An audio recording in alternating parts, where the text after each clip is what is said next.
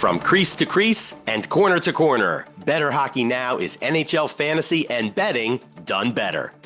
Step into the dot for Bettor Hockey Now on the Bettor Sports Network.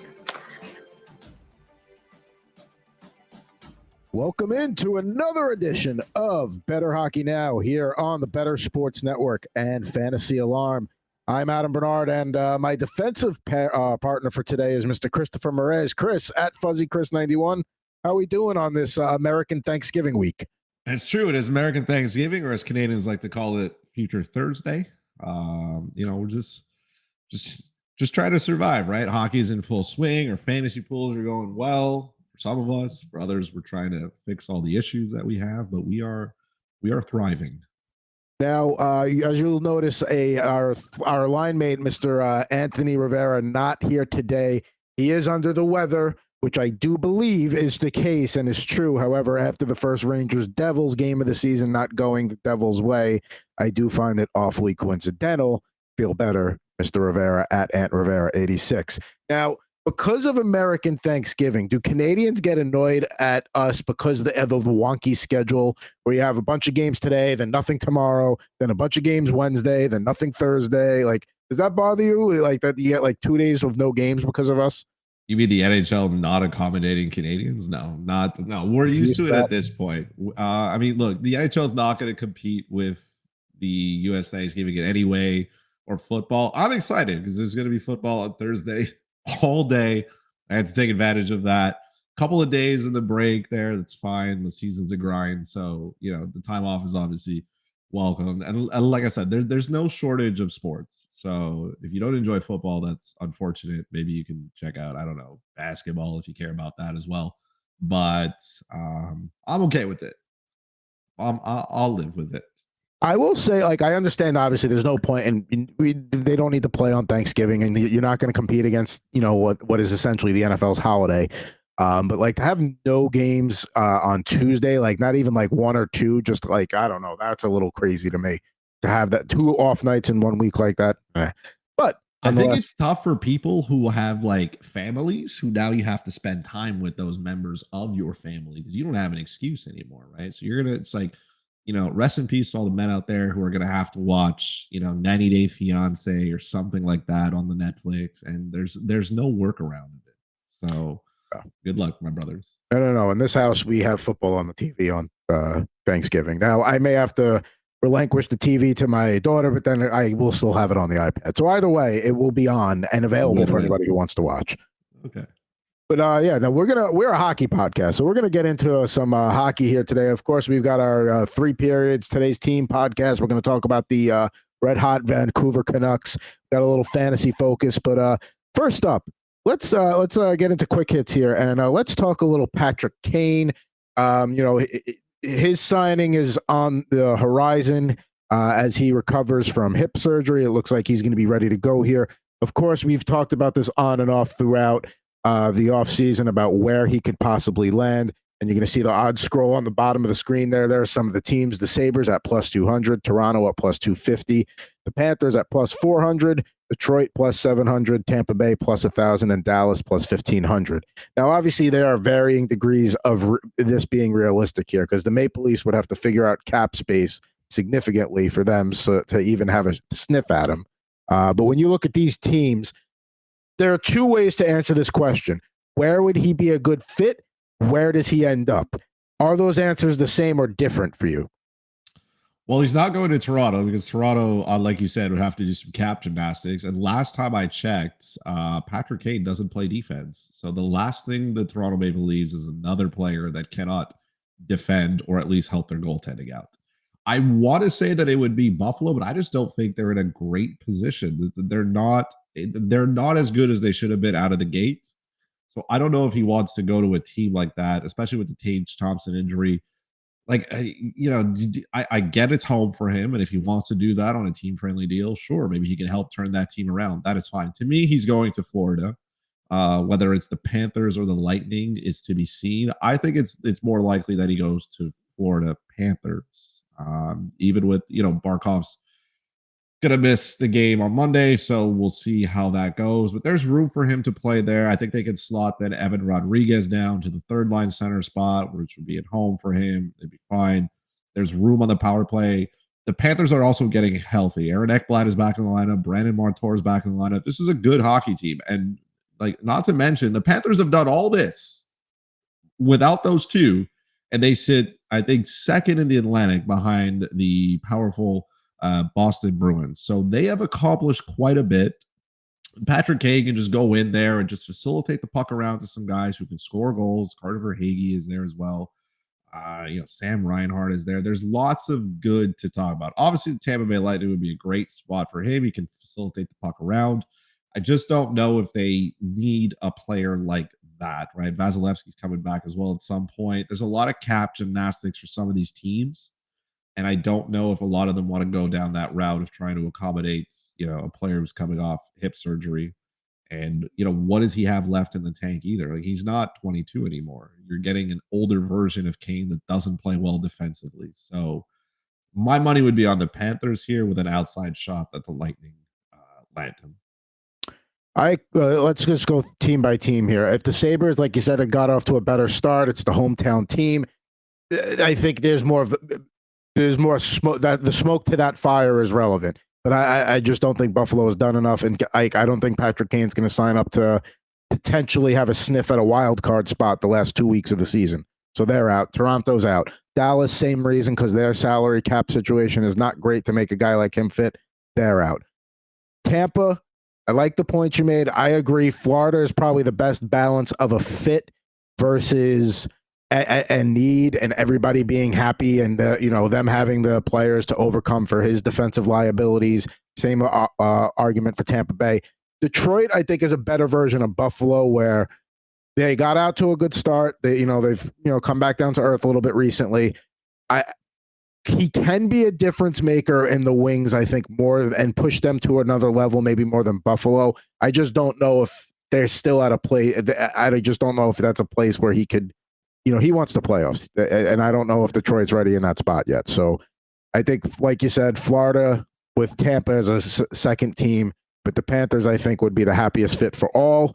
And, you can slot them in that top six. You absolutely can. And like you said, they're right there behind Boston, and they're the defending champs. I don't think they got a ton of respect coming into the season with what the odds were for them. And at least they're playing like, the way we thought they would coming out of last season. I don't disagree with it. I don't think he goes out west. I don't think he wants to travel that far. He's come east for a reason. I think he wants to stay here. And yes, I think the Detroit Red Wings have bigger fish to fry here. They need to kind of solidify their blue line a little bit. This is a team that still runs Jeff Petrie and Ben Sherrod out most nights, and that's an experiment that's not really working that well. So they could, if Yzerman was going to invest in something, it'd probably be a little bit more help defensively. I don't like he's not going to go to Dallas just to be saddled on a third or fourth line. Like, the Dallas Stars are a pretty complete hockey team up front. They have a ton of depth. So he's not going there for a primary spot. He may not play in the top six. I don't know if he wants to go there for a secondary role where he's not going to see top power play minutes. Dallas already has a ton of aging veterans. I don't think they need to add Patrick Kane to the mix of that. And again, they could probably use the money and shore up their blue line. Like, every team needs more defensemen, and that's where you want to allocate any type of excess money that you have as you approach the deadline. So I think it would make sense for them financially, right, for the Stars to kind of hold on to that money. So there will be suitors for Kane. It's up to him to decide where he goes. And I agree with you that the Panthers is probably the most logical. And there's no state tax in Florida, so he has to keep more of that money. That is a very, very big factor that people often forget about, and maybe why Dallas maybe is still kind of in the running. Same principle there with the no state tax with Texas. I agree. He's not going to go west. A team like Colorado, sure, they could throw him in on the third line if they really want. Vegas too, but I don't think they want to upset their chemistries. A dark horse team, if he was going to sign later in the season, I could see maybe the Kings, because he could still play in a top six role there on the wing.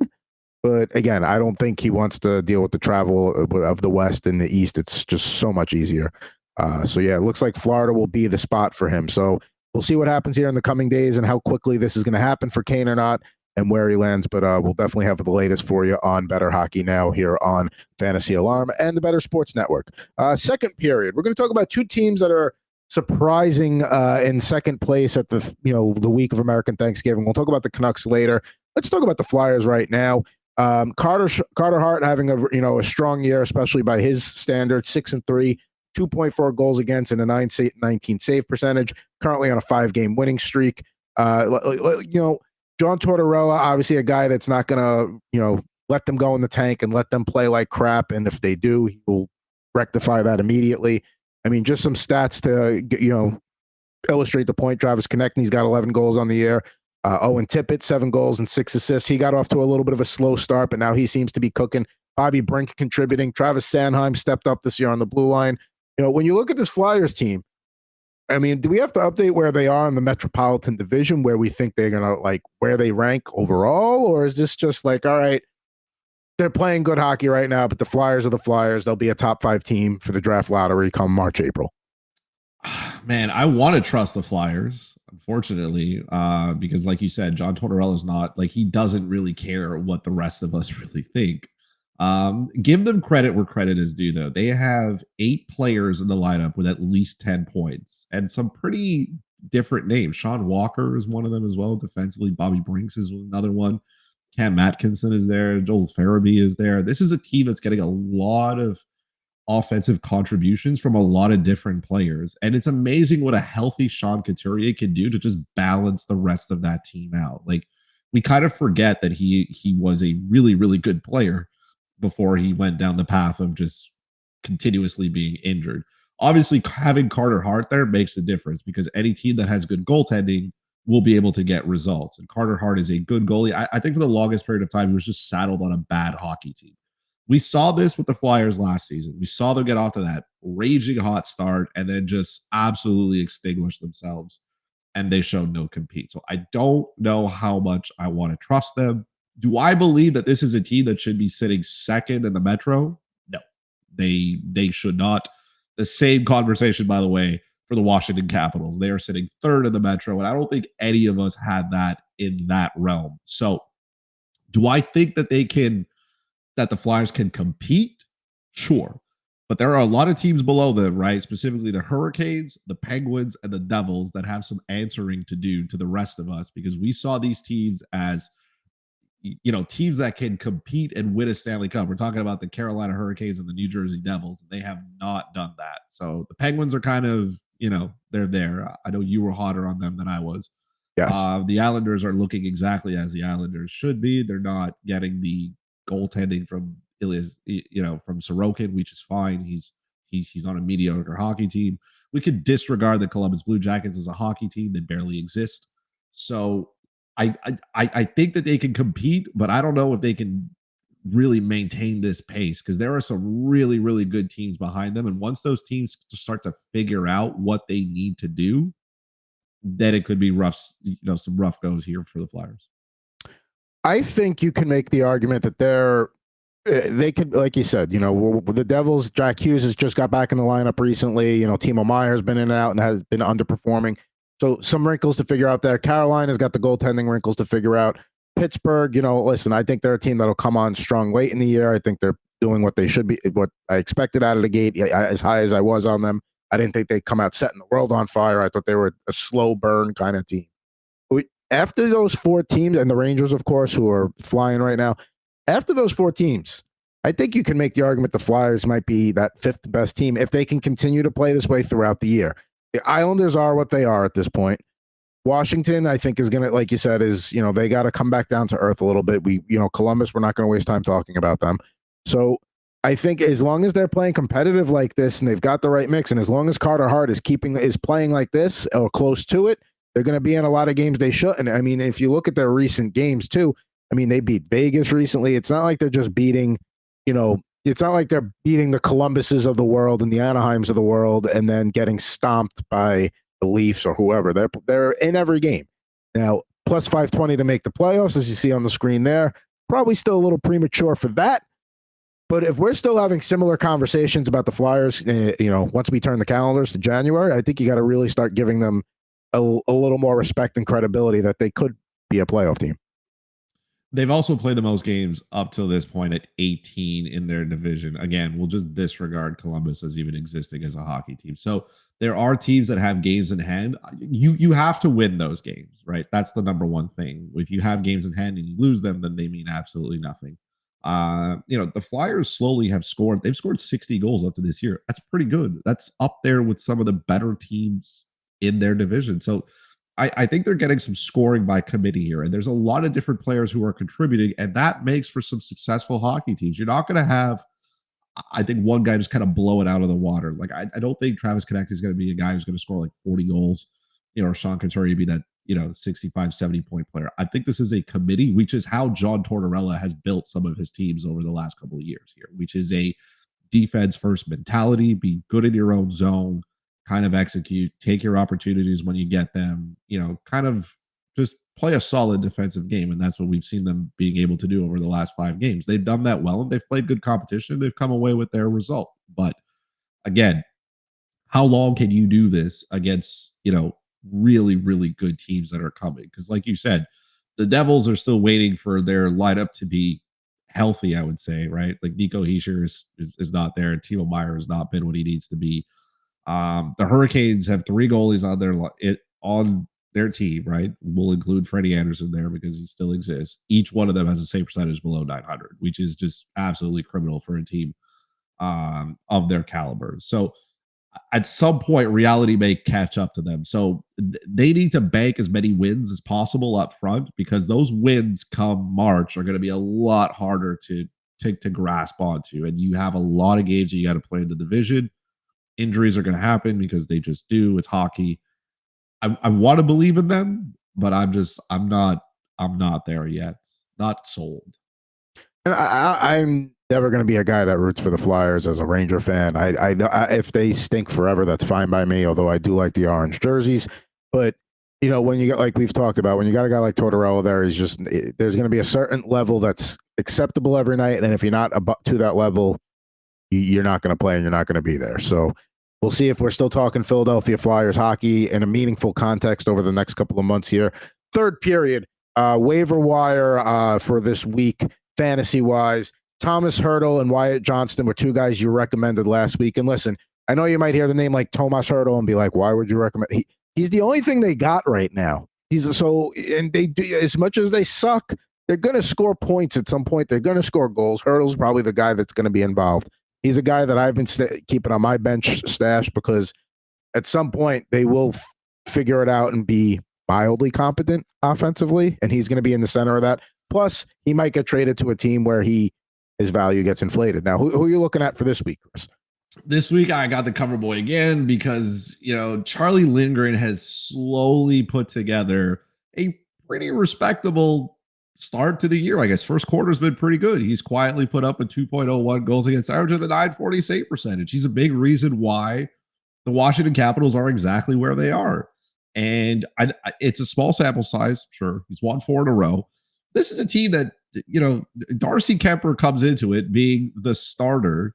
He has dealt with his injuries. And I don't think that's shocking anybody, but at some point, the Washington Capitals are going to have to decide if they want to play Darcy Kemper or if they want to win hockey games. And Charlie Lindgren is going to be the guy who can, at least in the short term, give you that kind of stability. Is he going to be a guy who can play 45, 50 games?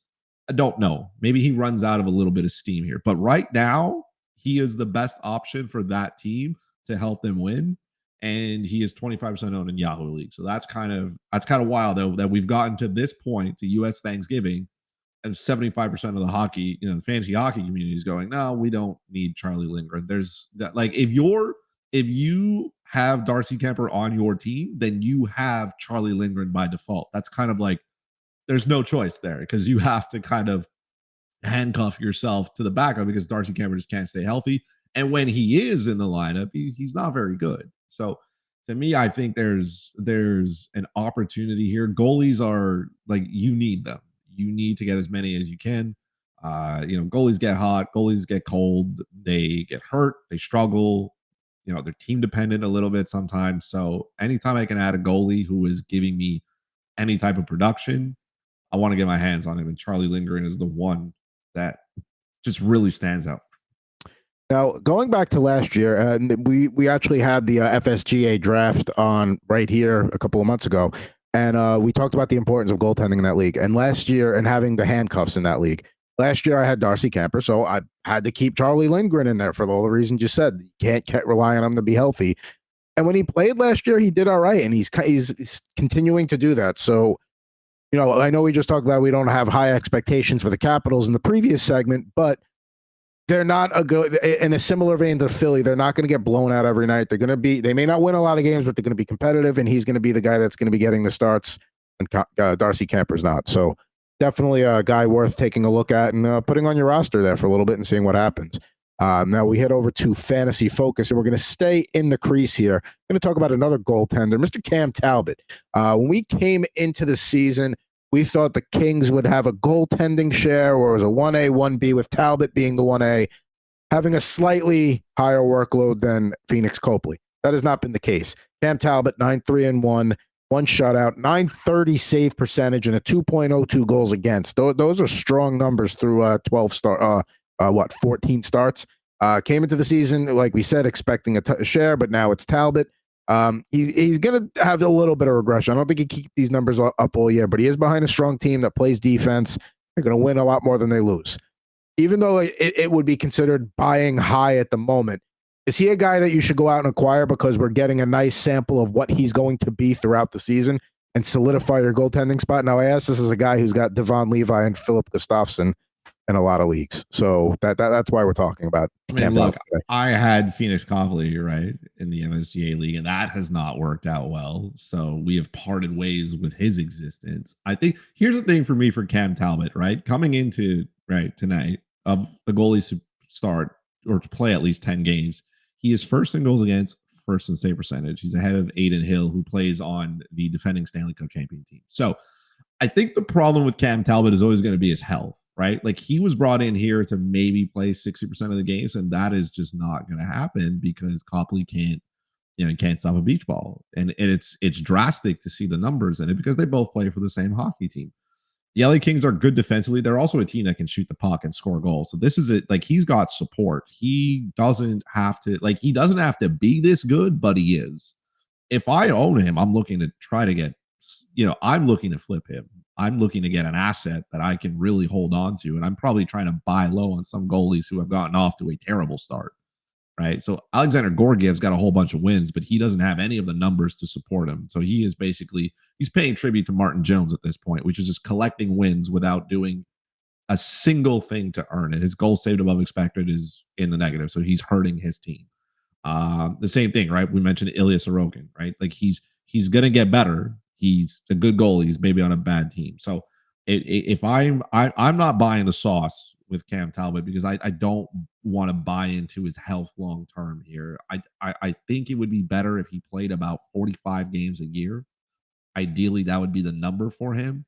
And he's not going to play that if, Phoenix Copley can't stop anything. He's going to have to play more, and at one point his body's going to get hurt. So it's going to happen. We see a lot more teams want to, get their backup goalies to play more. We see a lot of teams now have timeshares with goalies, and that works out pretty well for them, right? I.e. the team that won the Stanley Cup, i.e. the Boston Bruins, who regularly roll out Jeremy Swayman and Linus Ullmark, and that seems to have worked out pretty well. So I would probably try to get some assets for Cam Talbot, or if I don't need a goalie, try to see if I can flip him for a high-end goal scorer somewhere else to a team that's maybe struggling in goal.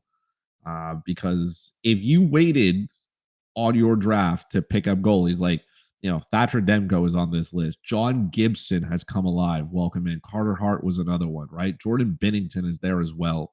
Say what you want about Jacob Markstrom, but he's, he can only go up from here. He's, his goals against average is top 10 in the sample of goalies who have played 10 games. So there are goalies there that for teams that waited, they got rewarded. And I think you can maybe target some owners who went out and, used an early pick to get a goalie, and it may not have turned out the way that it's supposed to have turned out. So there are teams that you can target. There are teams you can take advantage of. I would look towards those teams and see how I can, maybe finesse an owner out of a top player. So where would you put Cam Talbot? Like, what's his company of goaltenders that you would put him in? Like, is he like with the Tristan Jarrys of the world? Is that probably a nice tier to put him in, like in that vicinity? He's way above that. To me, he's in the Jake Ottinger, minus Oh, the amount okay. of games that he can play. Like Jake Ottinger is going to play the most games possible, right? And numbers, like I said, numbers wise, he is there, and he plays on a very good hockey team. Not to mention, the LA Kings play in the Pacific Division. I know the Pacific's been kind of like, it is what it is, but the Edmonton Oilers are still a bad hockey team last time I checked. The Calgary Flames are still a bad hockey team the last time I checked. The San Jose Sharks are in that division. The Anaheim Ducks, as good as they've been, like the scoring has been, right? This has been a team that's been led by their goaltending as well. So it's not like the offense scares me a ton. You do have to deal with the Vancouver Canucks, and that is quite scary. But this is a team that has had a lot of success. They've had a lot of success on the road. They're undefeated on the road. They're 7-0-0 on the road. They don't lose when they leave Crypto.com Arena. They just don't lose. So and Talbot's been a big reason for that. Is he part maybe of some of that success because of the team that he plays on? Sure. But hockey is a team sport, and the goalie is part of the team. The problem is when he makes a mistake or he's not good, it looks terrible. So, is it unfortunate?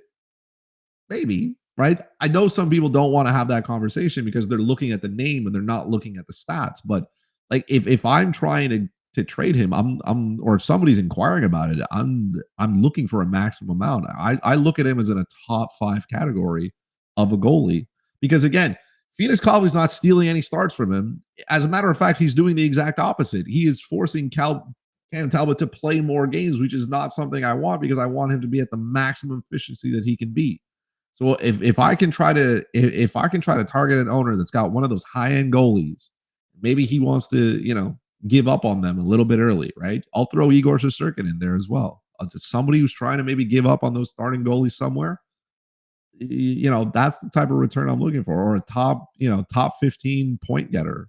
That's the realm that I'm in. I think the Tristan Jarry is too low. I can't trust Tristan Jarry because when he is good, he is good. And then when he is a bag of terrible, he is just the worst to exist. So maybe Connor Hellebuck would be kind of in that category. And we'll put him in that range. Like that's the minimum I'll take there. Like if somebody's trying to offer me, below market value for Cam Talbot at this point, that's like I'll ride it out. You know what I mean? Like if I'm not getting what I need out of it, then I'm just gonna hope his lower body holds up. Whatever knee ligament he needs or whatever hamstring he's gonna pull, let's get him the best possible care that we can find him.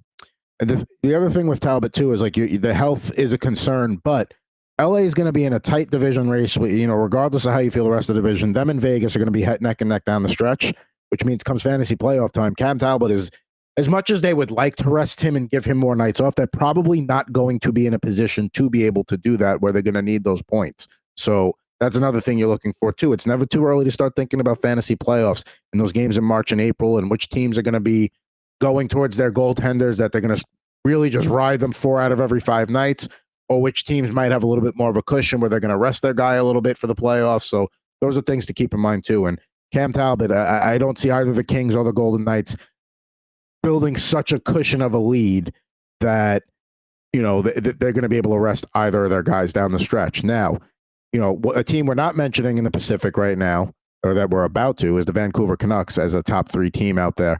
They are currently the second best team in the Pacific. They are currently the second best team in the conference. They are 12-5-1. Those Van City Rollers, 25 points. Won 7 of their last 8 before dropping their last 2. So, yes, 2-game losing streak, but 7 of 8 previously. And the contributions they're getting are across the board from the guys you expect. Elias Pettersson, 8 goals, 20 assists. Quentin Hughes, 7 goals, 21 assists. He's, you can make an argument he's the front runner for the Norris right now. JT Miller, 11 goals, 18 assists. Brock Besser, 13 goals, 8 assists. He finally seems to be back to where they thought he would be a few years ago. Andrei Kuzmenko, another guy, 3 goals, 11 assists. But the guy I think that has been a breath of fresh air to them, Phil Peronic, 1 goal, 17 assists, has found himself very comfortable on that top pairing next to Hughes. He was not a big acquisition that was talked about for Vancouver, but man, he is certainly paying dividends for them. How nice of the Detroit Red Wings to just give away, talented defensemen when they're now in search of it. If you had the leading scorer, the top three leading scorers coming from Vancouver at any point this season, you can go and collect your $1 billion check, because that's what you probably would have won. Because JT Miller and Elias Pettersson, Quinn Hughes, all three of them lead the NHL in scoring. That is absolutely wild to me that this team is producing at that level. Like, I knew JT Miller was good. I had a lot of love for JT Miller coming into the year, mainly because I knew he could pick up points and I knew he could hit, right? So in banger leagues, this was a guy who was right up there. Like, if you're going to overpay for guys like Brady Tkachuk and Matthew Tkachuk, well, then JT Miller was right behind him. And I got some decent exposure to him. And in those leagues, I'm doing really well, or at least he's dragging the rest of my team with him. So I'm really happy about that. I do expect some regression here. These guys are going to come back down to earth at some point. For one, Miller, Pettersson, and Hughes, 50% of their points come from the power play. So these are guys who are dependent on making sure that they get to the power play and that they score goals and that they get points, which is fine. Look, players need to do what they need to do in order to have success, and that's fine. Specifically for JT Miller, though, he is shooting at 26%. So the man's going to come back down to earth because his career average is about 15. So he's going to come back down to earth at some point. It's still going to be good, but when those numbers start coming back down to earth with the rest of them, because I do think that there's still some holes in that lineup that need to be patched. Like they need a top six forward. I think they still have a rotating spot, and they're like one injury away from it being problematic. I think their bottom six is fine. Nothing to worry about there. Defensively, they've relied on Hughes and Hronek to really run it out there. But the rest of those four after them, like there's nothing crazy that I'm writing home about. Like Tyler Myers is what it is, but like I'm not looking at Ian Cole going as this is a regular top six defenseman. They do have some injuries, fine, but again, Carson Soucy doesn't move the needle much for me. This is a team that I think has exceeded its expectations, and they're going to come down a little bit to earth. It won't be as massive as a lot of people think. Like they're not going to fall off the face of the earth and miss the playoffs, kind of thing. Thatcher Demko is a good goalie, and he is showing us that he can definitely be the starter on this team and just run with the gig. But I do expect them to come back down to earth at some point, just because their three best players can't continue to produce at this, crazy pace. Again, they have four players with 20 points already. We haven't played 20 games yet. So they are getting a lot of offense from their best players, as they should. This is what good teams do. They get their production from the guys who are paid to produce. Elias Pettersson is also in a contract year, so shocker, he's, putting up contract year numbers. They have been fun to watch, that's for sure. I have some exposure to some players, and they have definitely done well for me. You mentioned Thatcher Demko, 8-4-0, 2.22 goals against, 926 save percentage. He seems to finally have gotten to where they've needed him to be. I love when they brought in Casey DeSmith as a backup, because that's exactly what you're going to throw Demko out there a bunch. He's going to be the workhorse guy. You just need a guy to step in and, fill the void when you can, and that's what DeSmith is. But you're right. The blue line does get a little thin. They definitely need to make an addition there. Like you said, they're one injury away from their top six from being, a top three line and then having to figure it out. So there's definitely some areas for improvement. But, one thing that can't be discounted is, coaching. And Rick Tocchet he's pushing all the right buttons. He's got the right attitude in the locker room right now. The team seems to love playing for him. He seems like he's a player's coach that guys would absolutely want to skate through a wall for. So, I mean, that to me makes the difference in why they're not just going to be a flash in the pan that come, February, we see them back down in that 4 or 5 spot in the Pacific. I think right now they're clearly the third best team in that division after Vegas and the Kings. Until Edmonton gets going and shows me anything different. I mean, we know the Sharks suck. We know the Ducks are a team that can score, but they have some goaltending, but they're not consistent. Seattle sees like a very mediocre 500 team this season. Calgary, again, still waiting to see what they're going to do, if they're ever going to snap out of it. So, I think they're firmly entrenched in that 3 spot in the Pacific. Which is saying a lot, because they are a really good hockey team, and they're still kind of straddled behind 2 other teams that are really, really good.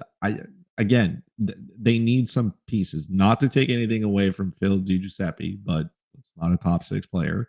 And so the holes that are here are still pretty, like, they're pretty glaring, and you need to find a way to add just some talent there. And look, it could come internally, right? Like Anthony Beauvillier skating on a 4th line. That's not where he was. He was not acquired to be there. The same thing with Connor Garland. These are guys who can step up and take those spots. But if you're not going to do anything, then we'll find somebody who will. But again, they are in a great spot. They have won the games that you need to win, and especially massive W to Rick Tocchet. Like, we know how it finished, midway when he came in, and just the whole story behind Bruce Boudreau and how that went out and how players didn't like it. This could have been a really tough situation for Rick Tocchet coming in through no fault of his own, of course.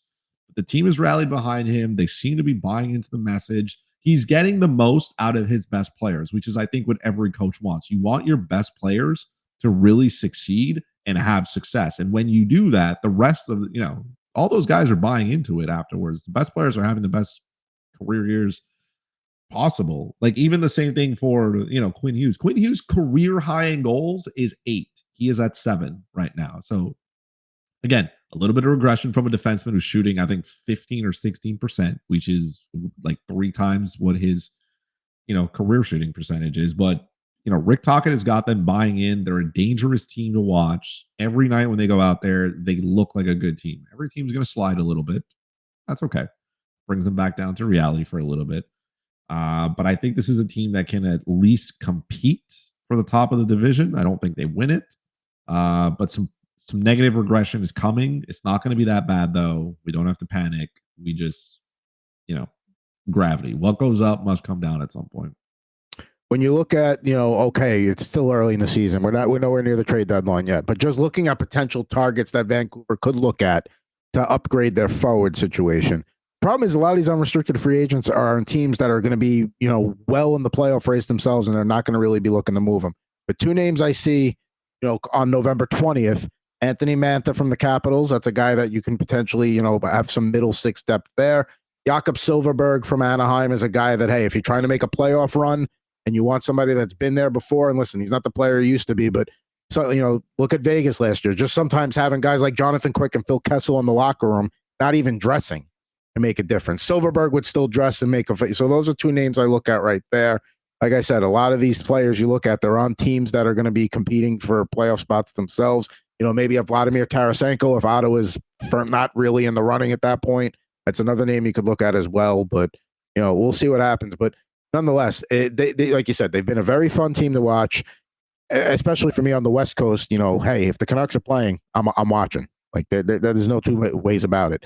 But once playoff time comes, is this a team that we're like, all right, this is somebody that, the Kings and the Golden Knights have to be worried about? Or is this a team like, they get there, they get their playoff experience this year, and then next year we'll look out for them? I think they're more in that later class than a legitimate, hey, all of a sudden we find them in the Western Conference Finals against Colorado or Dallas. No, that's asking a lot for this team. They're getting here based on, pure skill and scoring, right? And what happens when you get to the playoffs, you play a very different game, right? So the Vegas Golden Knights have a Stanley Cup on them, right? And the LA Kings have been there, done that. They are a very good team. Like, the LA Kings have had to play Edmonton a couple of times in the first round. So that there's a lot of, those are 2 very experienced teams. It's unfortunate that, they'd have to play one of those 2 teams. That's a tough path to the next round, like to the second round. But I don't know if they would have the kind of the bump and grind to get through 2 of those teams that I think are very, very complete in itself. With all the holes that I just mentioned on their team, even if you were to patch some of them, like, do you have enough depth to really challenge the Vegas Golden Knights? No. Do you have enough depth to challenge in a 7-game series the LA Kings? No. You just don't have it. Those would be good games to watch. They'd be fun. But I don't think that Vancouver would have enough of that salt and, that kind of that sandpaper to them that coaches love to use to really just get out of them. They've gotten here based on points and just blowing out their opponents, but there are no San Jose Sharks at that point. So you need to find different ways to win. and not all those points are coming from the power play either. So I think they would lack a little bit there. The one thing I will say, and I don't think they're going to go on a deep run, but let's face it, what's the old, saying, nothing can beat a hot goaltender. Thatcher Demko definitely looks like he's got that. All of a sudden he's going to do what Bobrovsky did to the Hurricanes in the conference finals last year. That is the one way they can make a run. And I feel like he's got that, gene in him, for lack of a better term. So we'll see how the season goes. But yeah, I think Vancouver very much here to stay, and a team we're going to be talking about come playoff time. Now, we like to close every BHM with a new thing we like to call Sweater Weather, where we pick between two jerseys, and it's usually what you would rather have. But today we're going to go for the ugliest Canucks jersey of all time, fresh off the Van City Roller segment. Are we going with that early 1980s mustard yellow with the big V down the middle for the city of Vancouver, or are we going to go with the late 90s? Now, I like those colors, the navy blue and the red, but like they're just not really jiving to like merge. And that's also like sometimes you associate a jersey with a bad era. That was right when they signed Mark Messier, and that totally blew up in their face. And Canucks fans like to forget about that era a little bit. So nonetheless, which of these is worse here, Chris? Which one would you never buy in a million years? It would definitely be the early 1980s one. That just looks terrible. I have no problem with the logo, right? With the Canucks sleigh. I think that's pretty cool. That looks good. I think they should probably bring that back and wear it more, but that is just not nice. That is not good. You could even throw up there. I know it's not there, but the one that they used it for one game, obviously, but the burgundy V that they had for the Heritage Classic, I where they almost had put that one up there. Vancouver written in the V, just an absolute L from the marketing department there. I probably would have cleaned house after that showing of what it was. I gave that one a pass just because they were trying to do it for like the heritage factor and the throw, so like they're trying to pay homage, whatever. Now regarding these two jerseys, I probably would actually, if you're going to do something bad, you want to do it really bad, right? So like to me, I would almost rather have that Canucks jersey. The early 80s one is like, here is the worst jersey of all. Like this is one of the worst here. When you talk about going back to that Canucks logo, the spaghetti skate or whatever we want to call it, I think the best marriage would be those colors, but with the Canucks current logo with the whale. I think if you did those two, you merge those two together, now you really got something. I mean that late 80s one doesn't even have a logo in the middle. It's nothing. It's nothing. It's basically a soccer jersey without the ads. That's it. You're right. There's like, what are you like? If you showed that to somebody, take off the patches on the side of the the shoulder, you have no idea where they're from. You would think it's a low level college hockey jersey. Now, I think the way you make that jersey on the left pop is that black section there above the red V. You get rid of that, so that way, like, you can have your chest hair pop out. You can show your gold chains or whatever. That's how you make that jersey a little bit better. Look, I'm glad you're out here trying to find solutions to that jersey, because I would just burn it. Got a lot of time on my hands, Chris. That's what it boils down to. Not really, but for jersey aesthetics, I got time. Love talking jersey aesthetics. I think it's terrible. It's the worst. There's not many bad jerseys out there, like tremendously horrendous. That is one of them. They haven't worn it very often since, so thank God. But that's one that never has to come back. I think that's a product of, you got disco ending, the 80s beginning. People didn't know what the hell was going on fashion-wise. So I think that's what happens there, is that jersey looks like it belongs like in a grandma's closet in the basement that you haven't seen in like 30 years, like 40 years. And then you just find it one day like, oh, I forgot I had that. That's where find it in one of those beer leagues because it was the cheapest design that you could get. Like the whole team got their jerseys for like $30 total because you got that design. Correct, because they were like, "Hey, how can we save money?" They're like, "Well, we'll put a logo on it." And you're like, "All right, here's my credit card. Take it." And we'll cover the shipping if you just take these stupid jerseys out of our warehouse that have been sitting here for 45 years. There you go. I've never seen somebody in real life wearing that late 80s one. I've seen the one on the 90s. I've seen very sparingly, but I've never seen the 80s one in person, and I would like to continue that trend.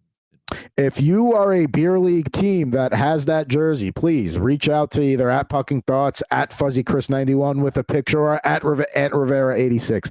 Please, we want to see the team photo. We'll give you your props here on Bettor Hockey Now. But that'll do it for this lovely edition of BHN on Fantasy Alarm and the Bettor Sports Network. We talked Canucks, talked some Cam Talbot, some Flyers hockey, Patrick Kane. We gave you a lot here today. Although we were down a man, we were on the kill for the entire show. We missed our man Ant Rivera 86. I think Chris and I held it together pretty well here. I think so. I haven't played defense like this in a minute, but listen, you're a heck of a partner. I know you had Milo on the bench there. When you're here between shifts, letting you know, like, hey, don't pinch so much that time. Maybe sit back this time. Milo's a hell of a coach. You should listen to him more. But that'll do it for this edition of BHN on BSN and Fantasy Alarm. For Christopher Morais, I'm at Pucking Thoughts. We'll catch you soon. Bettor Hockey Now is on the Bettor Sports Network.